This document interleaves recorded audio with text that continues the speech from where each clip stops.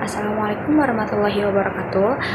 Kami dari kelompok pertama yang beranggotakan saya sendiri, Aditya Sri Wahyuni, dan rekan saya yang bernama Sabrina Gesila Pinka, Laura Cahya Putri, dan Cucu Lestari. Di sini kami akan menjelaskan tentang PSAK 1, yaitu penyajian laporan keuangan. Untuk materi yang pertama akan disampaikan oleh saya sendiri, yaitu tujuan laporan keuangan. Laporan keuangan adalah suatu penyajian struktur dari posisi keuangan dan kinerja keuangan suatu entitas. Tujuan laporan keuangan juga memberikan informasi mengenai posisi keuangan, kinerja keuangan, arus kas entitas yang bermanfaat bagi sebagian besar kalangan pengguna laporan dalam pembuatan keputusan ekonomi. Selanjutnya itu ada tujuan laporan keuangan. Laporan keuangan menunjukkan hasil pertanggungjawaban manajemen atas penggunaannya sumber daya yang dipercayakan kepada mereka. Laporan keuangan menyajikan informasi yaitu aset, liabilitas, ekuitas, dan pendapatan dan beban termasuk keuntungan dan kerugian, serta kontribusi dari distribusi kepada pemilik dalam kapasitasnya sebagai pemilik dan arus kas. Selanjutnya yaitu ruang lingkup. Ruang lingkup itu terbagi menjadi dua. Yang pertama, entitas menerapkan pernyataan ini dalam penyusunan dan penyajian laporan keuangan bertujuan umum sesuai dengan standar akuntansi keuangan. Dan yang kedua itu pernyataan ini tidak berlaku bagi penyusunan dan penyajian laporan keuangan entitas syariah. Selanjutnya yaitu ada PSAK 1, penyajian laporan keuangan, itu ada dua, yaitu komponen dan tanggung jawab laporan keuangan. Yang pertama itu ada karakteristik umum, itu dibagi menjadi beberapa, yaitu pertama ada penyajian secara wajar dan kepatuhan terhadap SAK. Yang kedua itu ada keberlangsungan usaha dasar aktual. Yang ketiga itu ada material dan agregasi. Yang keempat ada saling hapus. Yang kelima ada frekuensi pelaporan. Yang keenam informasi komparatif. Dan yang ketujuh konsistensi penyajian. Selanjutnya itu ada identifikasi laporan keuangan, juga dibagi menjadi 5, yaitu laporan posisi keuangan, laporan laba rugi, dan penghasilan komprehensif lain. Yang ketiga itu ada laporan perubahan ekuitas, yang keempat laporan arus kas, yang terakhir itu ada catatan atas laporan keuangan. Selanjutnya itu ada komponen laporan keuangan. Komponen laporan keuangan itu dibagi menjadi 7. Yang pertama itu ada laporan posisi keuangan neraca pada akhir periode. Yang kedua ada laporan laba rugi dan penghasilan komprehensif lain secara periode. Yang ketiga laporan perubahan ekuitas selama periode. Yang keempat laporan arus kas selama periode. Yang kelima catatan atas laporan keuangan berisi ringkasan kebijakan atau akuntansi penting dan informasi penjelasan lain. Dan yang keenam informasi komparatif untuk mematuhi periode sebelumnya sebagai mana ditentukan dalam paragraf 38 dan 38A. Dan yang terakhir ada laporan posisi keuangan pada awal periode komparatif sebelumnya yang disajikan ketika entitas menerapkan suatu kebijakan akuntansi secara retrospektif atau membuat penyajian kembali pos-pos laporan keuangan atau ketika entitas mereklasifikasi pos-pos dalam laporan keuangannya sesuai dengan paragraf 40A dan sampai 40D.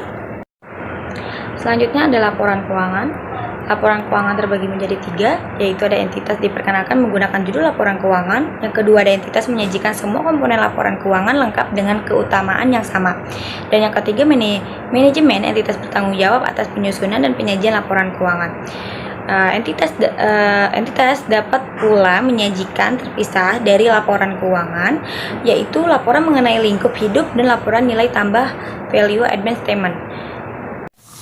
Selanjutnya ada informasi komparatif tambahan. Yang pertama itu entitas memiliki fleksibilitas. Maksudnya apa? Jadi perusahaan ini punya nih kebebasan untuk menambahkan informasi tambahan di atas yang diwajibkan oleh aturan standar. Tentunya hal ini membantu dalam membuat laporan keuangan yang lebih lengkap. Yang kedua, ada penyajian informasi tambahan. Informasi tambahan ini bisa berbagai macam, seperti laporan laba rugi dan penghasilan lainnya. Dan yang ketiga ada CALK atau catatan atas laporan keuangan. Nah, ketika informasi tambahan ini disajikan, perusahaan itu juga harus memberikan penjelasan yang mudah dimengerti tentang hubungannya dengan laporan utama. Misalnya, jika ada 3 laporan laba rugi, perusahaan itu harus bisa menjelaskan nih perbedaan di antara laporan-laporan tersebut. Yang keempat, tidak wajib untuk laporan keuangan yang lengkap. Perusahaan ini tidak diwajibkan untuk memberikan periode tambahan untuk semua laporan keuangan mereka. Mereka ini bisa di-adjust sesuai dengan kebutuhan mereka. Dan terakhir ada pentingnya keterkaitan informasi. Informasi tambahan itu harus ada hubungannya dengan laporan keuangan utama, yang membantu pembaca itu lebih mudah memahami situasi keuangan perusahaan. Selanjutnya ada identifikasi laporan keuangan. Identifikasi jelas laporan keuangan. Yang pertama, nama entitas dan periode laporan itu disebutkan dengan jelas. Yang kedua, laporan keuangan dibedakan dari informasi lain dalam dokumen publikasi yang sama. Yang selanjutnya ada informasi yang disajikan. Pertama, ada nama entitas dan periode laporan yang disertakan. Kedua, ada keterangan apakah laporan tunggal atau kelompok disediakan. Yang ketiga, ada tanggal akhir periode atau periode yang dicakup jelaskan. Yang keempat, ada mata uang apa yang digunakan. Dan yang kelima, pembulatan yang digunakan itu seperti apa. Selanjutnya kita bakal bahas mengenai laporan posisi keuangan. Jadi laporan posisi keuangan atau yang kita kenal dari neraca adalah laporan yang menggambarkan aset, kewajiban, dan ekuitas suatu perusahaan dalam satu periode. Nah, teman-teman bisa lihat nih ada pos-pos laporan posisi keuangan, ada aset yaitu aset lancar dan aset tidak lancar. Di bagian liabilitas ada liabilitas jangka pendek dan liabilitas jangka panjang, sedangkan di bagian ekuitas itu ada hak non pengendali serta ekuitas yang dapat didistribusikan ke pemilik entitas induk. Selanjutnya kita membahas ke minimum line item. Jadi minimum line item itu diartikan sebagai jumlah minimum dari item yang disyaratkan ataupun diwajibkan dalam suatu laporan keuangan ataupun dalam dokumen tertentu. Nah, teman-teman bisa baca sendiri ada minimum line item di laporan posisi keuangan. Selanjutnya kita membahas mengenai pos dalam laporan. Yang pertama tuh kategori aset dan liabilitas terpisah. Jadi aset dan liabilitas itu dibagi menjadi 2. Ada yang lancar, yaitu yang kurang dari 1 tahun, dan yang tidak lancar, yaitu yang lebih dari 1 tahun. Selanjutnya ada penyajian berdasarkan likuiditas. Penyusunan laporan keuangan itu didasarkan pada tingkat likuidnya. Artinya, aset yang lebih mudah diubah menjadi uang tunai itu dan liabilitas yang dibayar lebih cepat itu akan disajikan terlebih dahulu. Yang ketiga, ada orientasi likuiditas pada perusahaan keuangan. Perusahaan keuangan cenderung menyajikan aset dan liabilitas itu tergantung pada tingkat likuiditasnya. Yang mana ini tuh membantu pemangku kepentingan untuk menilai kemampuan perusahaan dalam memenuhi kewajiban jangka pendek dan panjang.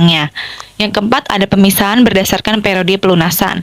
Jumlah yang diharapkan dapat diselesaikan setelah lebih dari 12 bulan dipisahkan dalam laporan keuangan. Yang mana ini tuh memberikan gambaran yang lebih jelas tentang komitmen jangka panjang perusahaan pada pemangku kepentingan. Selanjutnya kita bahas mengenai aset lancar. Jadi ada beberapa poin penting mengenai klasifikasi aset lancar. Yang pertama itu ada diharapkan untuk direalisasikan. Misalnya ini ada persediaan barang dagang yang diharapkan akan dijual kepada pelanggan dalam siklus operasi normal perusahaan. Yang kedua ada dimiliki untuk tujuan diperdagangkan. Sebagai contoh itu adalah saham yang dimiliki oleh perusahaan dengan tujuan untuk diperdagangkan di pasar sekunder. Yang ketiga diharapkan akan direalisasi dalam waktu 12 bulan. Contohnya itu piutang usaha yang jatuh tempo dalam kurun waktu kurang dari 12 bulan setelah tanggal laporan keuangan. Yang keempat itu ada kas atau setara kas. Sebagai contoh nih, uang tunai di bank ataupun surat berharga yang dengan mudah dapat dicairkan seperti deposito berjangka yang akan jatuh tempo dalam waktu kurang dari 12 bulan setelah periode pelaporan. Sedangkan klasifikasi aset tidak lancar sendiri yaitu aset yang tidak memenuhi kriteria di atas yang diklasifikasikan sebagai aset tidak lancar. Selanjutnya kita pindah ke liabilitas jangka pendek. Klasifikasi liabilitas jangka pendek itu yang pertama ada penyelesaiannya dalam operasi normal. Contohnya itu pembayaran utang dagang kepada pemasok yang biasanya diselesaikan dalam siklus operasi normal perusahaan. Yang kedua ada tujuan perdagangan. Misalnya kewajiban pinjaman yang digunakan untuk membeli saham yang diperdagangkan di pasar saham. Yang ketiga ada jatuh tempo dalam 12 bulan. Sebagai contoh itu kewajiban pembayaran pinjaman bank yang jatuh tempo dalam kurun waktu kurang dari 12 bulan. Yang keempat ada tanpa hak untuk menunda. Contohnya kewajiban pembayaran sewa kantor tanpa opsi untuk menunda pembayaran lebih dari 12 bulan setelah laporan keuangan. Sedangkan klasifikasi liabilitas jangka panjang sendiri yaitu liabilitas yang tidak memenuhi kriteria di atas sehingga diklasifikasikan sebagai liabilitas jangka panjang. Selanjutnya kita membahas mengenai liabilitas. Klasifikasi liabilitas keuangan dibiayai kembali. Artinya ketika terjadi refinansiasi atau pergantian utang yang sudah ada dengan utang baru yang dilakukan tanpa persetujuan sebelumnya, maka liabilitas tersebut dianggap jangka pendek. Ini juga berlaku meskipun pinjamannya pada awalnya itu berjangka waktunya itu lebih lama, asalkan refinansiasi terjadi setelah periode pelaporan. Yang kedua ada pelanggaran perjanjian hutang. Jika perusahaan itu melanggar suatu perjanjian utang dan ada upaya untuk menunda pembayaran setelah terjadinya laporan keuangan, liabilitas tetap dianggap sebagai liabilitas jangka pendek. Ini terjadi meskipun persetujuan untuk penundaan diperoleh setelah tanggal pelaporan karena adanya pelanggaran perjanjian piutang. Penyajian dalam laporan posisi keuangan ataupun CALK. Yang pertama adalah subklasifikasi yang tepat. Nah, ini tuh adalah jika sebuah entitas memiliki kategori ataupun subkategori sesuai dengan operasi perusahaan. Misalnya, perusahaan ini punya divisi ataupun segmen tertentu. Nah, itu bakal dilaporin agar tuh para pembaca tahu segmen ini tuh mempengaruhi apa pada kinerja perusahaan. Yang kedua ada penyajian atau pengungkapan entitas. Yang pertama itu adalah jumlah saham modal dasar, modal diterbitkan, modal disetor, nilai nominal, dan rekonsiliasi jumlah saham beredar. Yang kedua ada saham entitas yang dimiliki oleh anak perusahaan dan asosiasi yang bertujuan agar kita tuh mengetahui perusahaan ini berhubungan dengan perusahaan mana saja. Yang ketiga adalah cadangan saham untuk penerbitan opsi. Yang keempat adalah sifat dan tujuan setiap pos cadangan dalam ekuitas. Yang kelima, jika modal tidak terbagi dalam saham, perubahan selama periode setiap jenis kepentingan, hak istimewa, dan pembatasan dari segi komponen. Yang terakhir ada reklasifikasi, yaitu pengalihan jumlah tertentu dari satu pos ke pos lainnya dalam laporan keuangan. Tentunya itu sangat penting untuk melacak perubahan dalam komponen modal ataupun entitas usaha. Nah, selanjutnya ada laporan laba rugi dan penghasilan komprehensif lain. Yang kita tahu itu tuh ada laporan laba rugi, tapi ternyata ada yang dinamakan laporan laba rugi penghasilan komprehensif lain. Selanjutnya itu ada cara bagaimana penyajian laporan laba rugi dengan memasukkan unsur laba komprehensif. Lalu ada laba yang dialokasikan untuk pemegang saham minoritas dan mayoritas. Terus ada ketentuan minimum item dalam laporan laba rugi. Klasifikasi beban berdasarkan fungsi dan sifat. Jika disajikan berdasarkan fungsi, ada pengungkapan berdasarkan sifat. Lalu ada penyajian pos luar biasa atau extraordinary item. Nah, ini tuh udah tidak diperkenankan lagi. Lalu ada minimum line item untuk komponen laporan laba rugi komprehensif untuk memberikan informasi kepada pengguna atau untuk sebagai beban keuangan atau pajak. Lalu ada penyajian laporan keuangan dengan dua pendekatan, yaitu ada laporan laba rugi terpisah dari laporan laba rugi dan penghasilan komprehensif lain sehingga terdapat dua laporan. Laporan laba rugi dan penghasilan komprehensif lain dalam satu laporan. Lalu ada penyajian laporan laba rugi untuk periode berjalan diatribusikan kepada kepentingan pengendali dan non-pengendali. Yang terakhir itu ada penyajian total laba rugi komprehensif untuk periode berjalan diatribusikan kepada kepentingan pengendali dan non-pengendali. Ada minimum line item atau laba rugi komprehensif. Yang pertama itu ada pendapatan. Yang kedua ada biaya keuangan. Yang ketiga ada bagian laba rugi entitas, asosiasi, dan joint ventures yang dicatat dengan menggunakan metode ekuitas. Lalu ada beban pajak, dan yang kelima ada suatu jumlah tunggal yang mencakup total dari yang pertama ada laba rugi setelah pajak dari operasi yang dihentikan dan keuntungan atau kerugian setelah pajak yang diakui dengan pengukuran nilai wajar dikurangi biaya untuk menjual atau dari pelepasan aset atau kelompok yang dilepaskan dalam rangka operasi yang dihentikan. Lalu ada laba rugi, dan yang ketujuh ada komponen dari penghasilan, komponen dari penghasilan komprehensif, dan ada bagian komprehensif dari entitas, asosiasi, dan ventura bersama. Dan yang terakhir ada total laba rugi komprehensif. Selanjutnya ada laba rugi komprehensif atau CALK. Ketika pos-pos pendapatan atau beban bernilai material, maka entitas menggunakan sifat dan jumlahnya secara terpisah. Penyebab pengungkapan terpisah yakni ada penurunan nilai persediaan atau aset tetap dan pemulihannya. Lalu ada restrukturisasi atas aktivitas suatu entitas dan untuk setiap liabilitas diestimasi atau biaya restrukturisasi. Lalu ada pelepasan aset tetap, pelepasan investasi, operasi yang dihentikan, penyelesaian litigasi, dan pembalikan liabilitas diestimasi lain. Lalu ada entitas menyajikan analisis beban yang diakui dalam laba rugi dengan mengklasifikasikan berdasarkan sifat atau fungsinya dalam entitas. Selanjutnya ini ada penghasilan komprehensif lain. Penghasilan komprehensif lain itu berisi pos-pos penghasilan dan beban, termasuk penyesuaian reklasifikasi yang tidak diakui dalam laba rugi sebagaimana disyaratkan atau diizinkan oleh SAK. Lalu ada komponen penghasilan komprehensif. Yang pertama ada selisih revaluasi aset tetap, ada pengukuran kembali, program imbalan pasti, ada laba rugi dampak dalam penjabaran laporan keuangan, ada perubahan nilai investasi available for sales, ada bagian efektivitas dan dari keuangan lindung, nilai arus kas, dan ada bagian penghasilan komprehensif asosiasi. Selanjutnya ada informasi dalam penghasilan komprehensif lain. Bagian penghasilan komprehensif lain itu menyajikan pos-pos untuk jumlah penghasilan komprehensif lain dalam periode berjalan. Ini tuh diklasifikasikan berdasarkan sifatnya. Lalu dikelompokkan sesuai dengan PSAK atau ISAK lainnya. Di sini ada dua, ada tidak akan direklasifikasi lebih lanjut ke laba rugi dan direklasifikasi lebih lanjut ketika kondisi tersebut terpenuhi. Lalu entitas menyajikan pos-pos tambahan seperti judul dan subtotal jika penyajian tersebut relevan untuk pemahaman kinerja keuangan entitas.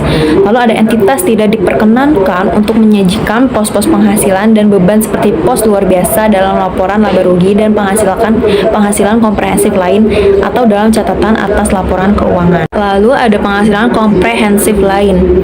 Penghasilan komprehensif terdiri dari laba rugi tahun berjalan dan penghasilan komprehensif lain.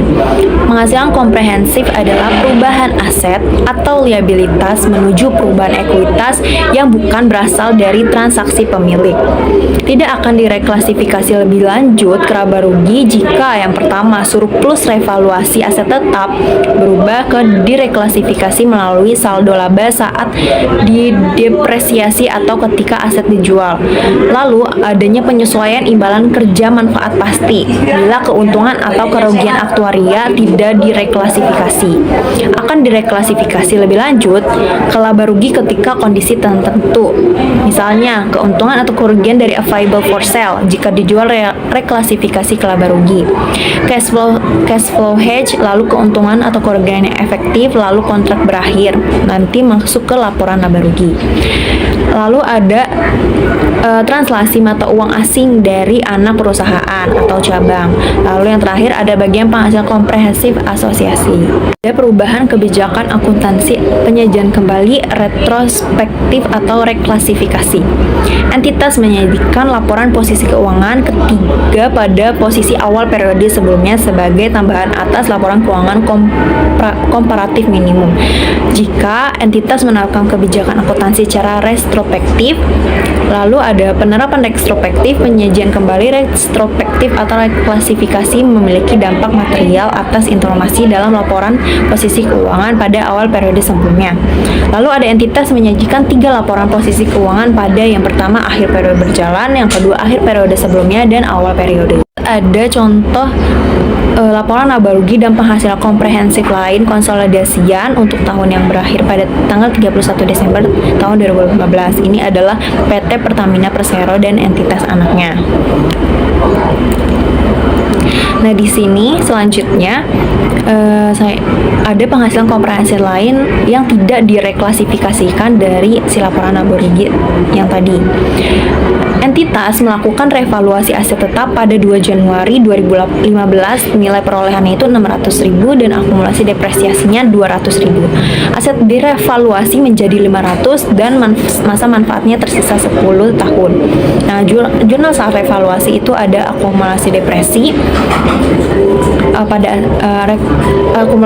akumulasi depresi pada aset tetap dan aset tetap pada surplus revaluasi. Nah, jurnal saat depresiasi itu ada beban depresiasi pada akumulasi depresiasi dan surplus revaluasi pada saldo laba. Selanjutnya ada entitas membeli investasi tersedia dijual seharga 100.000 pada 1 Desember 2015.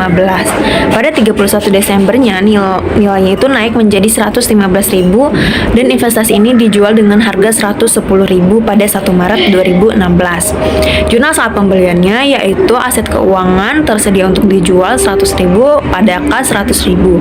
Lalu ada jurnal saat penilaian tanggal 31 Desember 2015 yaitu aset keuangan tersedia untuk dijual pada penghasilan komprehensif lain sebesar 15.000. Lalu ada jurnal saat penjualan pada tanggal 1 Maret 2016 yakni ada kas pada kas 110.000, penghasilan komprehensif lain 15.000 pada aset keuangan tersedia untuk dijual 115.000 dan penghasilan penjualan AFS 10.000.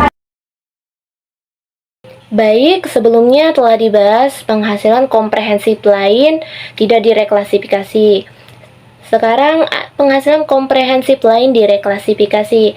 Penghasilan komprehensif lain direklasifikasi ini maksudnya akun-akun tersebut akan direklasifikasikan ke dalam laporan laba rugi apabila telah memenuhi kondisi tertentu.